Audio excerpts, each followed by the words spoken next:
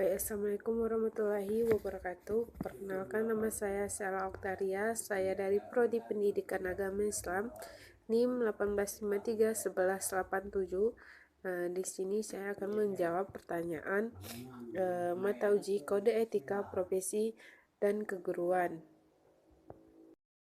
Baiklah, saya akan menjawab pertanyaan pertama, yaitu bagaimana pemahaman kalian tentang etika profesi guru secara umum dan dalam Islam. Nah, di sini kode etika profesi guru secara umum ialah pola atur yang mengatur segala tingkah perilaku seorang guru dalam menjalankan tugasnya sebagai pendidik. Nah, di sini sedangkan dalam Islam, yaitu etika profesi guru ialah akhlak yang dimiliki oleh tenaga pendidik yang mana akhlak tersebut harus sesuai dengan mengacu pada Al-Quran dan hadis. Baiklah, saya akan menjawab pertanyaan kedua ini, yang mana soalnya bagaimana perbedaan etika, moral, dan norma. Nah, di sini yang dimaksud dengan norma ialah pola perilaku atau sikap yang dilakukan berdasarkan acuan norma yang berlaku. Nah, sedangkan norma ialah nilai-nilai yang diakui oleh masyarakat atau ketentuan nilai. Sedangkan etika ialah sikap atau pola perilaku. Nah, dalam buku Etika Profesi Guru oleh Dr. Silvi A. Oktaviani MPD halaman 4-6. Baiklah, saya akan menjawab pertanyaan nomor 3. Bagaimana cara penerapan etika seorang guru dalam bergaya komunikasi dan gaya bermedia sosial di era sekarang.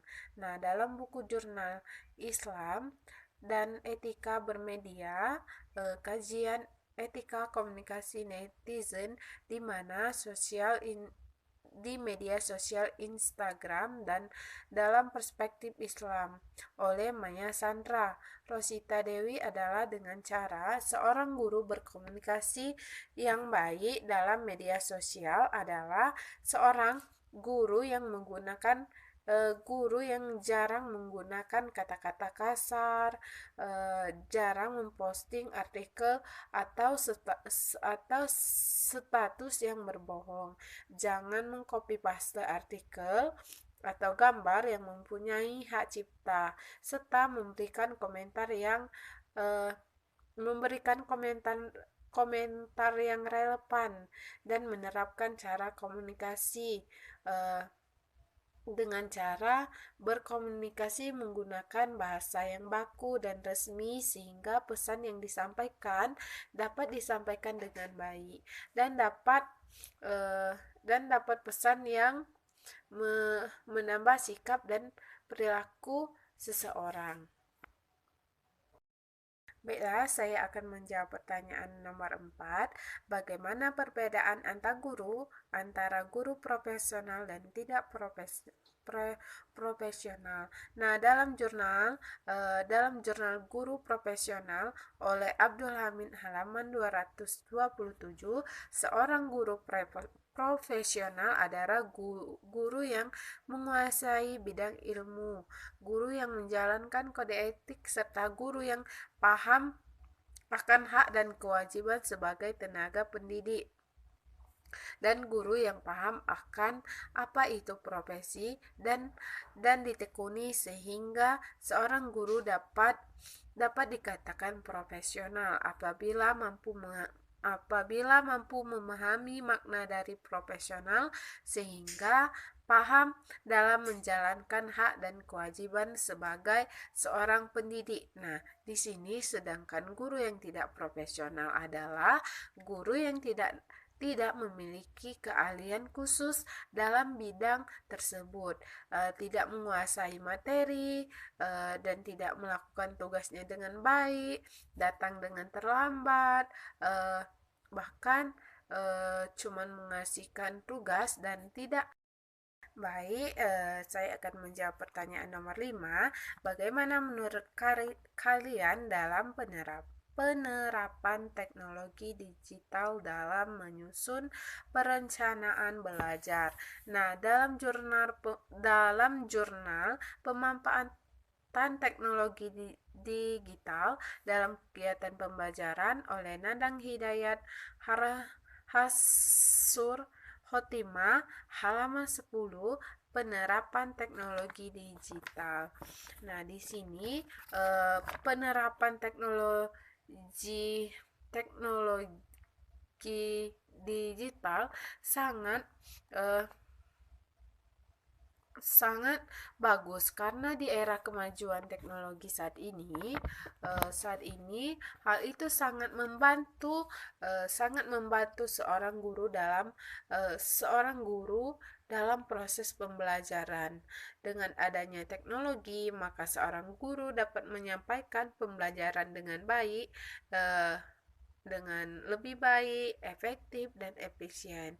Dan pelajaran akan menjadi lebih menarik. Selama hal itu, pendidikan juga merupakan suatu hal yang bersifat dinamis, sehingga pendidikan ini bersifat berubah-ubah sesuai dengan kondisi dan kemajuan zaman.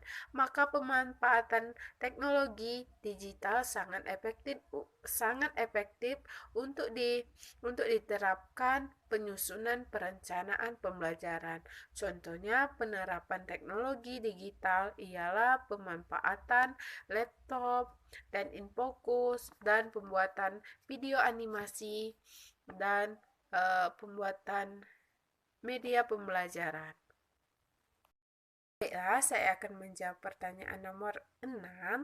Bagaimana kalian membedakan penggunaan teknologi komunikasi dalam satu dan dua arah? Nah, di sini dalam jurnal penerapan komunikasi satu arah di media komunikasi internal oleh Umi Astrid Hadiani M. Jamiluddin, halaman 93 sampai 96. Nah, komunikasi dalam satu arah adalah komunikasi yang berlangsung dalam satu pihak saja dan pihak satunya tidak diberi kesempatan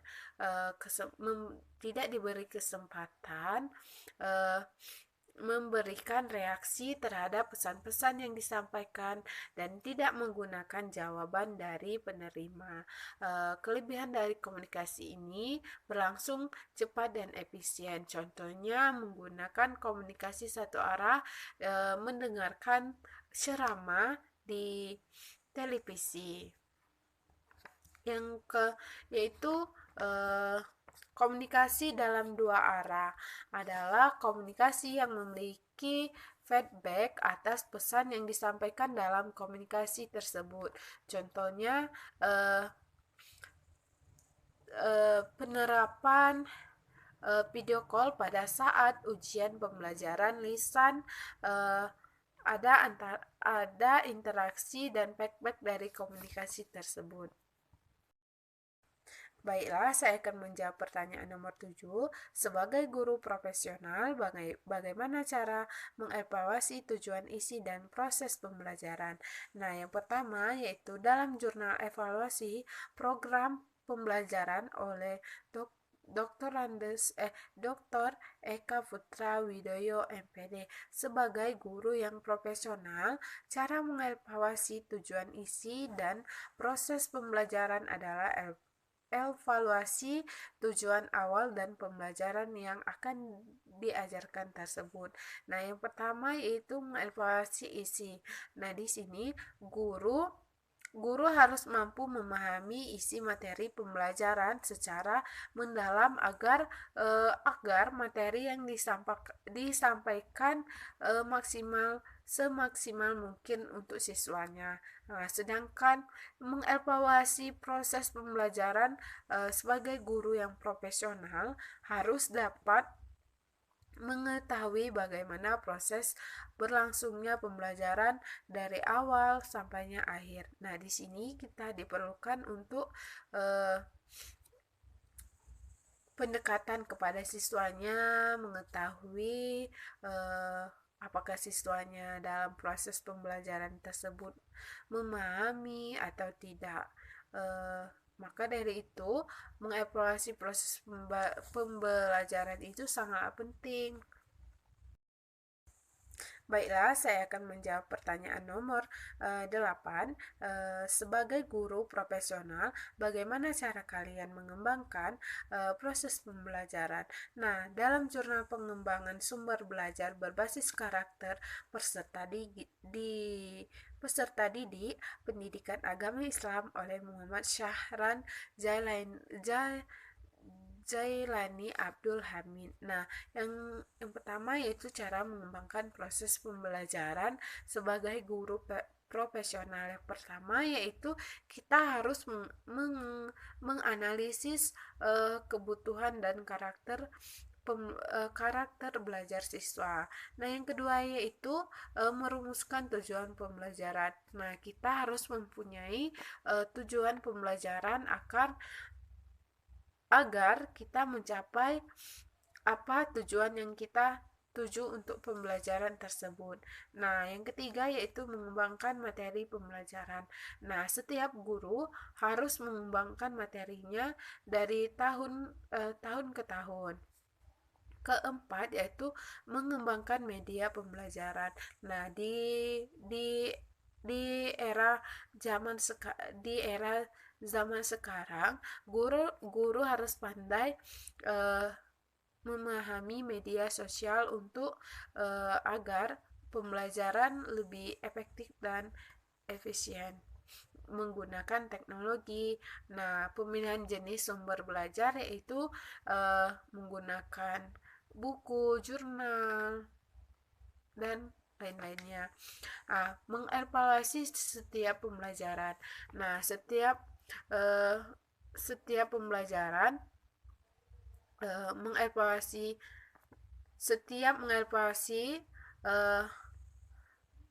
pembelajaran itu sangatlah penting agar kita mengingat pelajaran yang sebelum-sebelumnya, karena dengan kita mengevaluasi kita akan mengingat kembali pelajaran yang sebelum-sebelumnya agar kita mengingatkan kepada murid-murid kita apa pelajaran yang sebelumnya kita belajar.